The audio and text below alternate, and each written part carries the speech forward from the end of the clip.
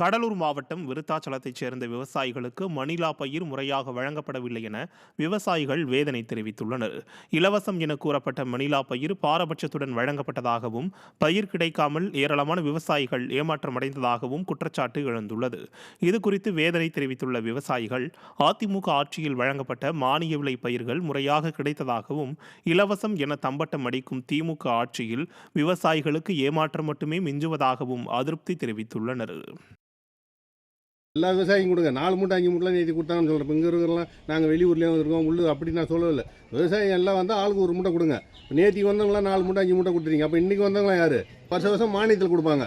அதுமாரி கொடுத்தாலும் பரவாயில்ல.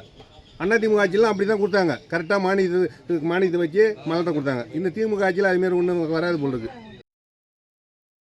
அரியலூர் மாவட்டம் ஜெயங்கொண்டம் நகராட்சியின் 16வது வார்டில் முறையாக குடிநீர் வழங்காத நகராட்சி நிர்வாகத்தை கண்டித்து மக்கள் தர்ணாவில் ஈடுபட்டனர்.